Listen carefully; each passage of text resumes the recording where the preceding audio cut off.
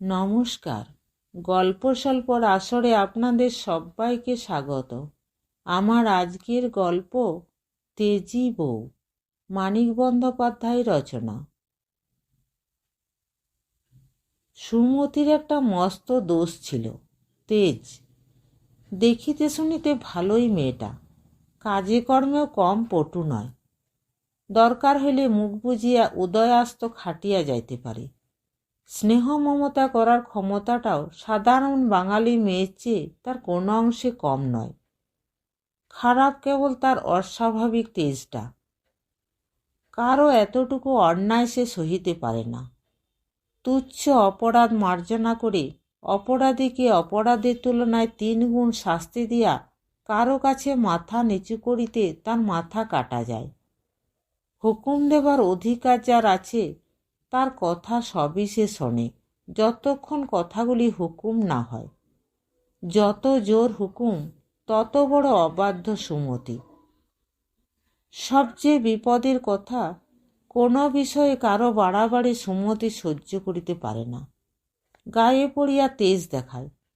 বাঙালি ঘরের বউ, তার গায়ে পড়িয়া তেজ দেখানোর মানে গুরুজনকে অপমান করা, সমবয়সীদের সঙ্গে ঝগড়া করা আর ছোটদের মারিয়া গাল দিয়া ভূত ছাড়াইয়া দেওয়া। দুঃখের বিষয়, সংসারে বাড়াবাড়ি করার বাড়াবাড়িটাই স্বাভাবিক। এমন মানুষ কে আছে যে জীবনে অনেক বিষয়ে বঞ্চিত হয় না? অনেক বিষয়ে বঞ্চিত হওয়াটা কয়েকটা বিষয়ের বাড়াবাড়ি দিয়া পরিপূরণ করার চেষ্টা না করাটা রীতিমতো সাধনা সাপেক্ষ।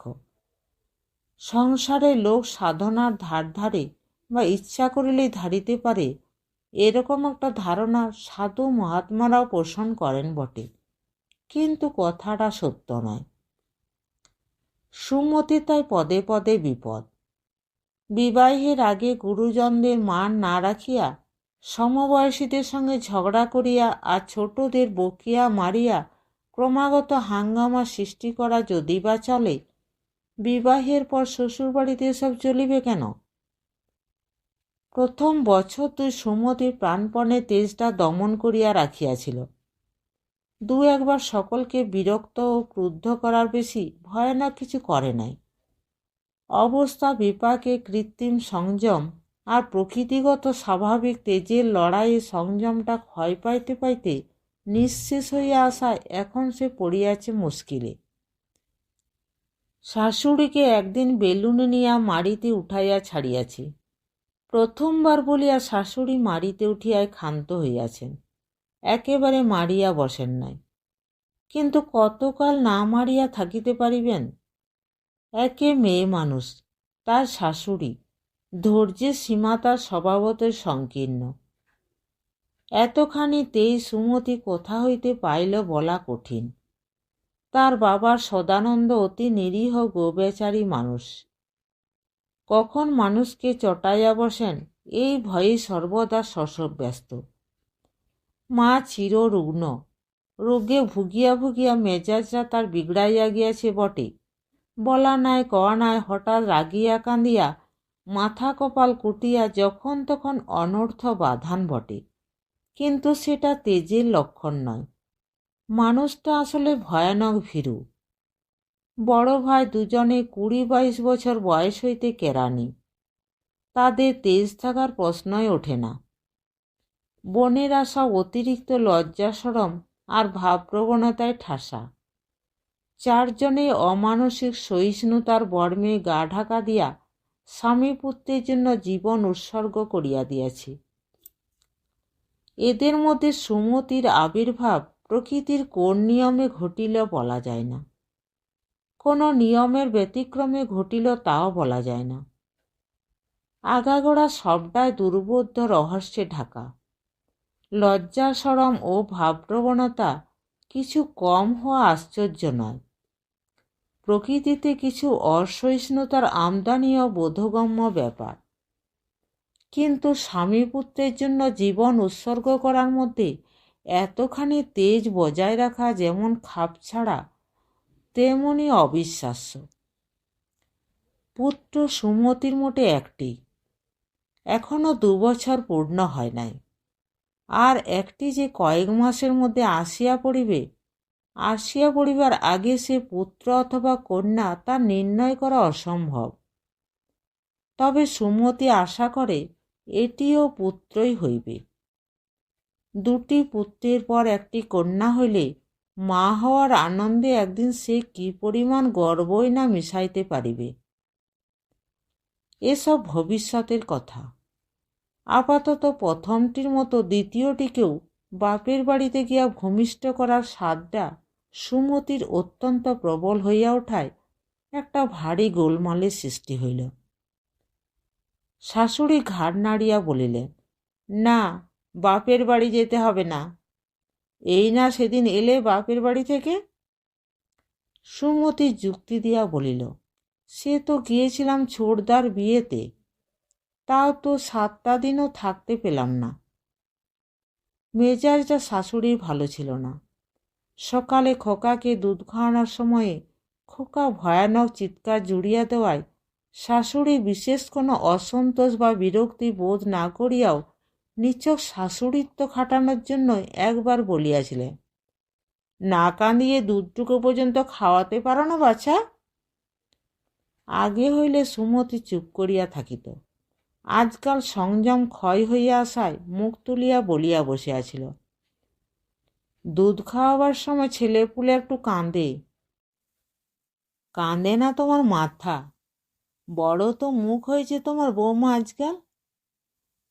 মুখ হই কি, যা বলেছি মিথ্যে তো বলিনি। আমি মিথ্যে বলেছি? আমি মিথ্যে বলি? তুমি আমায় মিথ্যেবাদী বললে। রাগে শাশুড়ির কণ্ঠ ক্ষণকালের জন্য রুদ্ধ হইয়া গিয়াছিল, আরও জোরালো আওয়াজ বাহির হইবার জন্য। কিন্তু সুমতির অপূর্ব দৃষ্ট মুখভঙ্গি, তীব্র দৃষ্টি আর চালচলন দেখিয়া আওয়াজটা আর বাহির হইতে পারে নাই। ছেলেকে দুধ খাওয়ানো বন্ধ করিয়া সুমতি ধীর স্থির শান্তভাবে উঠিয়া দাঁড়াইয়াছিল। ছেলেকে শান্ত করিয়া শাশুড়ি দিকে বাড়াইয়া দিয়া বলিয়াছিল, আপনাকে মিথ্যেবাদী বলিনি, বলেছি দুধ খাওয়াবার সময় ছেলেপুলে একটু কাঁদে, কান্না থামিয়ে দিলাম, না কাঁদিয়ে খাওয়ান তো দুধ। প্রথমটা থতমত খাইয়া শাশুড়ি অবশ্য বলিয়াছিলেন, তোমার হুকুমে নাকি? এবং তারপর একটা প্রচণ্ড হইচই বাঁধাইয়া দিয়াছিলেন যে মোহনলাল সুমতিকে বকিয়া আর কিছু রাখে নাই। স্বামীর অন্যায় বকুনিতে সুমতি অভিমান করিয়া সারাদিন কিছু খায় নাই, তবু শাশুড়ির মেজাজটা খারাপ হইয়া আছে। মোহনলালের বকুনি শুনিতে শুনিতে সুমতি যদি অন্তত একবারও ফোঁস করিয়া উঠিত, শাশুড়ির হয়তো মেজাজটা এত খারাপ হইয়া থাকিত না। অকারণে শাশুড়িকে তেজ দেখাইয়া স্বামীর বকুনি বউ চুপচাপ হজম করিলে শাশুড়ির সেটা ভালো লাগে না, মেজাজ বিগড়াইয়া থাকে। ফের মুখের ওপর কথা বলছ? বললাম বাপের বাড়ি যেতে হবে না, ব্যাস ফুরিয়ে গেল। এত কথা কিসের? মোটে 7 দিনের জন্য গিয়েছিলাম। 7 দিনের জন্য যে যেতে দিয়েছিলাম এই তোমার 14 পুরুষের ভাগ্যি, তা জেনে রেখো। সুমতি নাসারন্দ স্ফুরিত হইয়া উঠিল। গুরুজনের কি 14 পুরুষ তুলে কথা বলা উচিত মা? শাশুড়ির মেজাজ আরও খারাপ হইয়া গেল। গুরুজন গুরুজন বলে কি মাননি করো, আর বকতে পারি না বাছা তোমার সঙ্গে। বলে দিলাম যেতে পাবে না, পাবে না, পাবে না, পাবে না। রাত্রে সুমতি পেট ভরিয়া খাইয়া ঘরে গেল। মোহনলাল আশা করিতেছিল সে একটু কাঁদিবে।